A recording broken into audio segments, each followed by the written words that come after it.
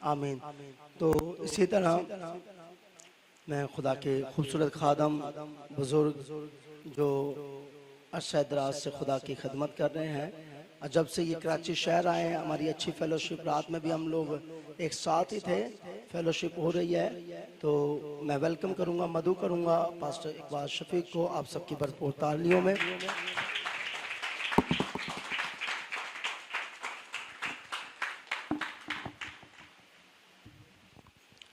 मेरी तरफ से पूरी कलीसिया को सलाम। और आप यकीन करें, जब से मैं पास्टर साहब के साथ या आपके साथ अटैच हुआ हूं, आपके तमाम प्रोग्राम देखता हूं, तमाम प्रस्तुत देखता हूं, तो दिल बहुत खुश होता है। और मैं जब भी वहां पर होता हूं तो मैं आपका जिक्र जरूर किया करता हूं कि मैंने कलीसिया देखी है, इस तरह देखी है, किस तरह से वो खुदा के कलाम को दिलचस्पी के साथ सुनते और आपस में प्यार मोहब्बत से रहते हैं। खुदावंद आप सबको बरकत दे। और थोड़ा अफसोस ये हो रहा है कि जिस तरह से अक्सर जुम्मे को चलो कलीसिया फिर भी थोड़ा चर्च भरा हुआ था, आज संडे के दिन जैसा कि दाऊद बादशाह कहता है कि तमाम दिनों से वो दिन मुबारक है जो तेरी हजूरी में गुजारा जाए। आज सब्बत का दिन है हमारे ईमान के मुताबिक, लेकिन कलीसिया को कोई आया नहीं है। इतना बड़ा चर्च, इतने अच्छे इलाके में क्या लोग आए हैं? नहीं, इस तरह नहीं होना चाहिए। तो आज का कलाम भी जो है वो आज के माहौल के मुताबिक, आज के हालात के मुताबिक, खुदा यीशु मसीह की पेशनगोई के मुताबिक पेश किया जा रहा है। जैसा कि लूका 15 बाब की 10 में लिखा है, मैं तुमसे कहता हूं कि इसी तरह एक तौबा करने वाले गुनाहगार के बायस खुदा फरिश्तों के सामने खुशी होती है। जब तो गुनाहगार अपने गुनाहों का इकरार करते हुए खुदा ने यीशु मसीह के हुजूर हाजिर होकर अपने आप को सजदे में गिरा देता है कि ऐ खुदा बाप, मैं अपने गुनाहों का इकरार करता हूं कि मैं तुझसे भटक गया था या मैं तुझे जानता नहीं था, अब मैं वापस आया हूं और तू मेरे गुनाहों को माफ कर।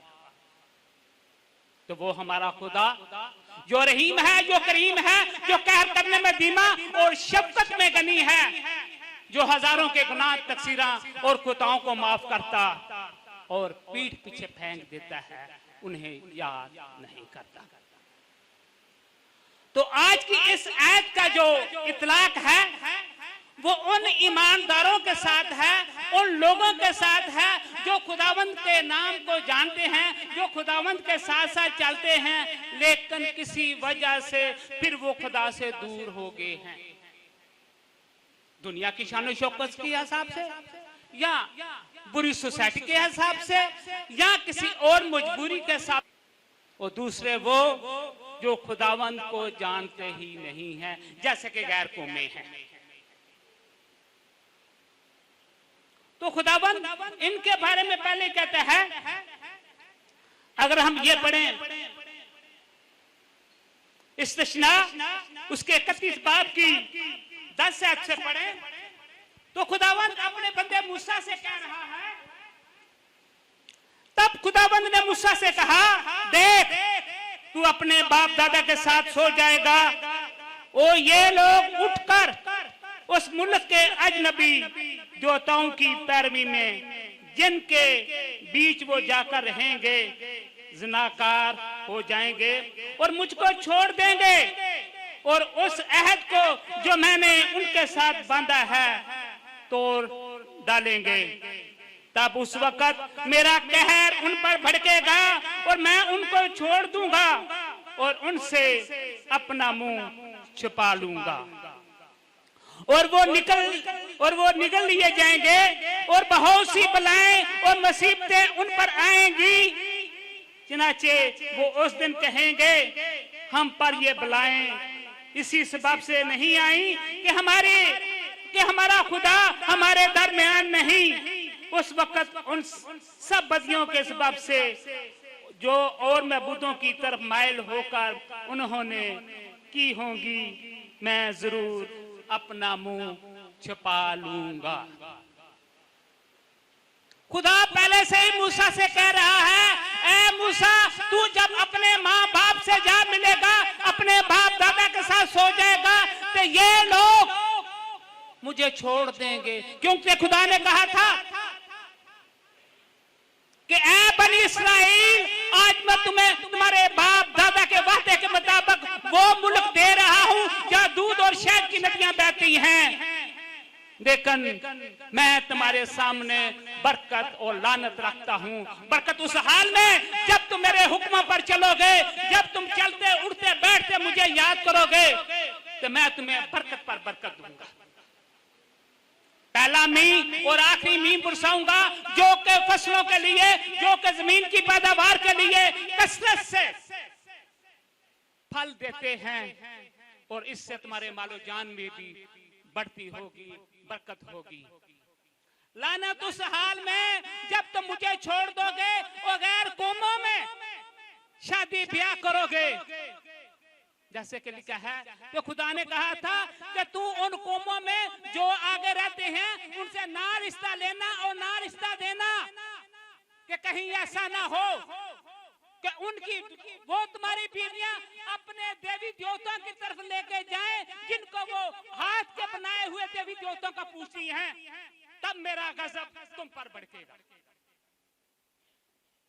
आज भी हम देखते हैं जितनी लड़कियां भी खुदावंद के हुजूर, खुदावंद को छोड़कर जो इंसान या लड़कियां गई हैं, वो रुसवाई हुई, उन पर खुदावंद की लानत है। कोई भी सुखी नहीं है। उस वक्त तो जोश में आ गया कि मुझे प्यार हो गया, मुझे ये हो गया, लेकिन उसके बाद आगे खाई और पीछे मौत है, वो नहीं निकल सकता।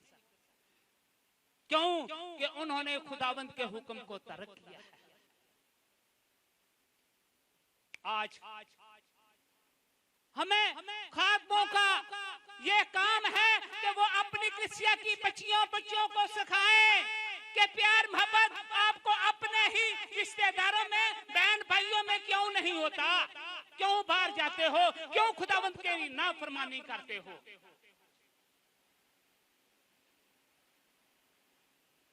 इसलिए हमारे खातमीन को, हमारे चर्च को ये चाहिए कि ये तालीम कलीसिया तक पहुंचाएं, जिस तरह के हर चर्च में आजकल देख रहा हूं कि स्टूडेंट को तालीम दी जाती है, बहुत अच्छा किया जाता है, लेकिन आपका तो फर्ज है ना, खुदा के घर तो आए ना, आने की क्या वजह है? फिर तुम्हें वही कहता है कि मैं अपना मुंह छुपा लूंगा, ये तो खुदावंद एलानिया कहता है, लेकिन फिर भी वो रहीम है, वो करीम है, वो बख्शता है। कहते हैं बेटे अब तू वापस आ जाए। मिसाल के तौर पर हम बाइबल मुकद्दस में पढ़ते हैं, लूका 15 बाब की 11 में लिखा हुआ, खोया हुआ बेटा। एक इंसान के दो बेटे थे, बहुत खुशहाली से चल रहे थे। उनमें से छोटे बेटे ने कहा कि ए बाप, क्योंकि बुरी सोसाइटी में था वो, ए बाप मुझे मेरा हिस्सा दे ताकि मैं अपना हिस्सा लूंगा, अपनी मर्जी से जिंदगी गुजारूं।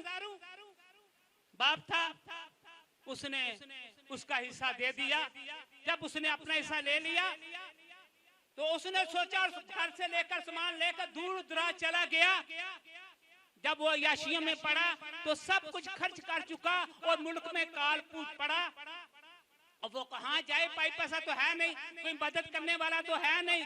तब उसने एक अमीर आदमी के पास गया, उसने कहा मुझे काम दे ताकि मैं अपना पेट तो पाल सकूं। उसके पास सूर थे, तो उसने कहा कि इन सूरों को ले जा, इनको चरा।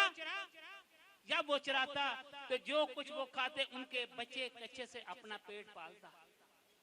और एक दिन उसको अचानक ख्याल आया तो यार मेरे बाप के पास से बहुत सारे मजदूर हैं जो खुशहाली के साथ जिंदगी गुजारते, वो पेट भर के खाते हैं, तो मैं क्यों ना अपने बाप के पास जाऊं और कहूं कि ए बाप, मैं तेरा भी गुनाहगार हूं और खुदा का भी गुनाहगार हूं, तो मुझे माफ कर। और मुझे अपना नौकर रख कर ही अपने पास रख ले, कम से कम मैं पेट तो भरूंगा।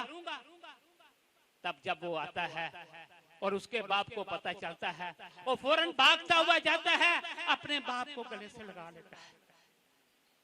बाप रहम करने वाला खुदा है। वो कहता है कि मैं किसी की हलाकत नहीं चाहता, बल्कि यही कहता हूं कि शरीर अपनी शरारत से बाज आए और कसरत से जिंदगी पाए। फिर जब जाके उसको गले से लगाता है और हुक्म देता है कि इसके लिए नए कपड़े जाए, नया जोड़ा लिया जाए और अंगूठी दी जाए, और उसको अपनाकर घर लेके आता है और धूमधाम से खुशी मनाता है। इसी तरह खुदावंद कहता है कि जब तुम बुरे होकर अपने बच्चों को अच्छी अच्छी चीजें देने चाहते हो, तो मैं तो तुम्हारा रूहानी बाप हूं, क्या तुम्हें मांगने पर मैं रूह कुदस नहीं दूंगा? पर मांग के तो देखो।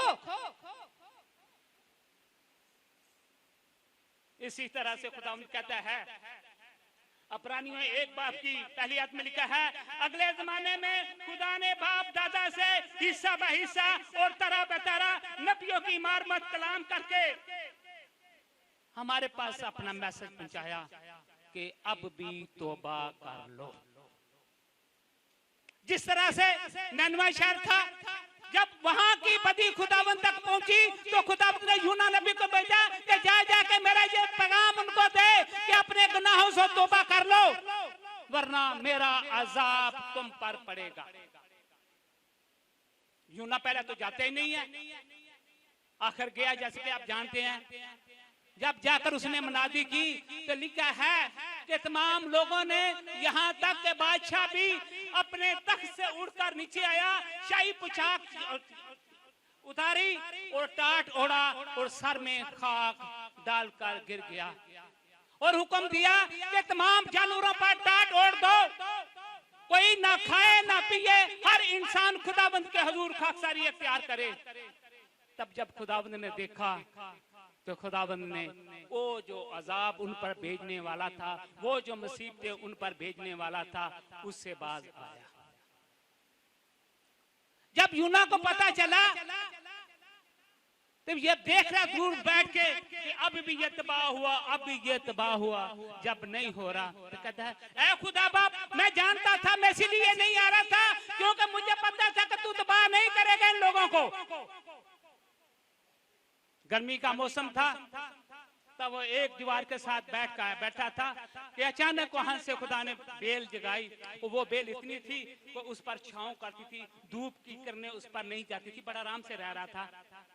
तब खुदावंद ने एक कीड़ा भेजा, तब उस बेल की जड़ों को उसने खाया और वो सूख गई।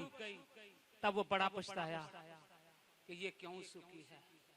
खुदा ने कहा कि इस बेल जिसके लिए तूने कुछ नहीं किया, पानी लगाई नहीं है, पानी नहीं दिया, खाद नहीं दी, तेरे को इतना अफसोस है, तो क्या मुझे इतने जानदारों की, इतने मालो जान के अगर मैं मार दूंगा तो मुझे अफसोस नहीं होगा? खुदावंद हमारा रहीम है, करीम है। वो कहता है किसी वक्त भी तुम्हारी तौबा तक नौबत पहुंचे,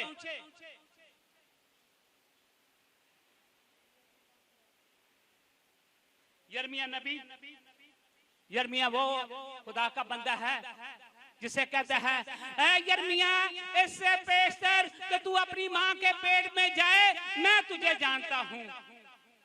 मैं तेरी वलादत से पहले ही मैंने तुझे तेरी माँ के पेट में मसा किया और तुझे कौमों का नबी ठहराया। तू जा और मेरे पाक कलाम को, मेरे पैगाम को लोगों तक पहुंचाओ। तब वो कहता है, ऐ खुदा बाप, मैं तो बच्चा हूं, मैं तो बोल नहीं सकता। तब उसको बुलाता है, मेरे पास आ, और उसके मुंह को छूता है।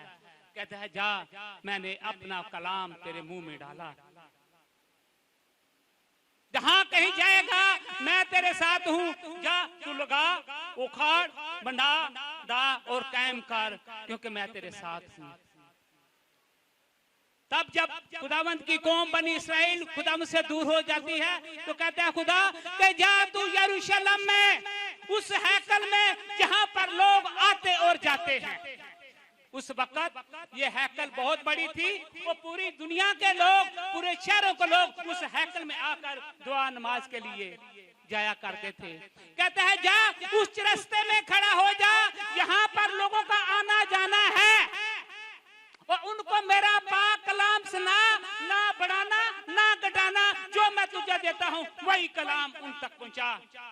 शायद वो मेरे कलाम को दिल पर रखकर उन पर अमल करें और बुराई से बाज आ जाएं, और मैं जो उन पर अजाब भेजने वाला हूँ ना बाज।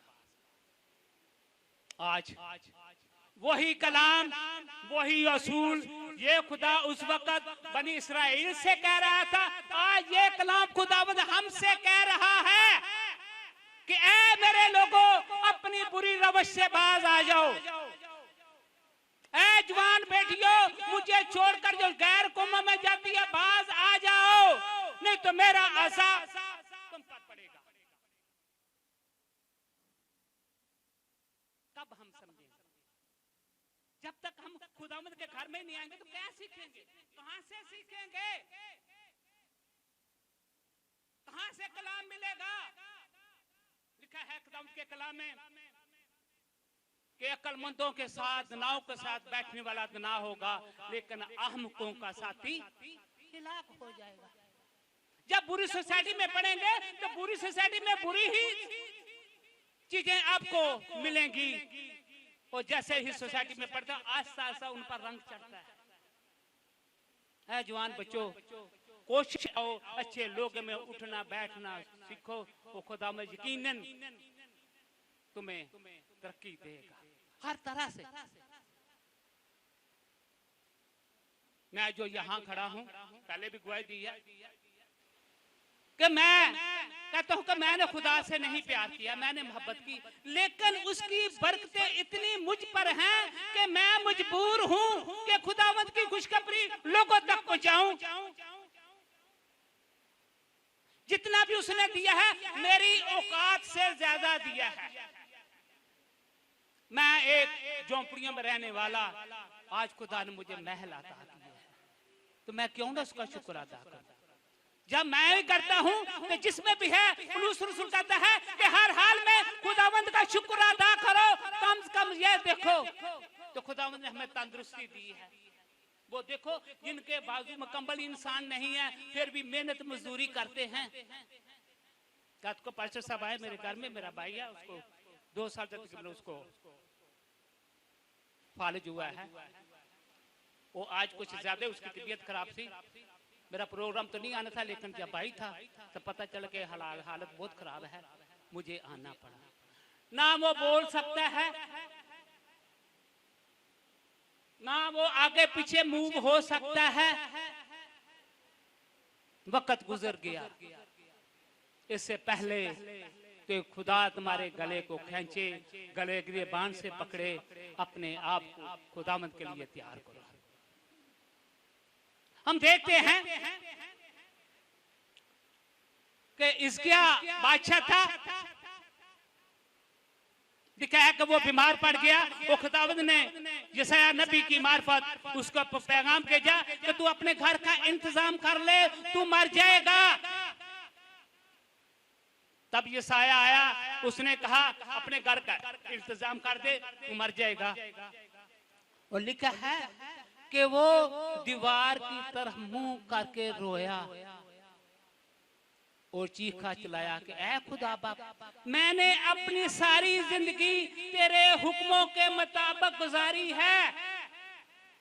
मैं बुरी सोबत में नहीं किया, जो तूने कहा है, जो तूने हुक्म दिया उनके मुताबिक जिंदगी गुजारी है, और आज तू मुझे उठा रहा है।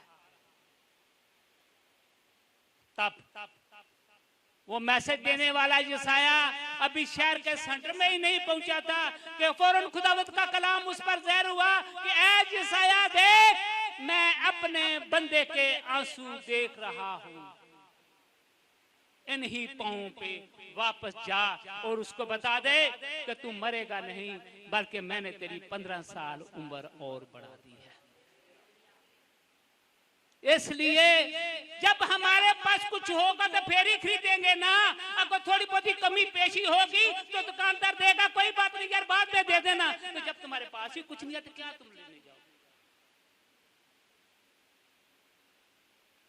जब आप खुदावंद के कलाम को पढ़ते हैं, जानते हैं तो खुदावंद के हुजूर झुककर दुआ करेंगे और यकीनन खुदावंद आपकी सुनेगा। ये था उससे 5 मिनट पहले ही उन्होंने मैसेज को क्लोज कर दिया। इसके लिए तालियां बजाएं।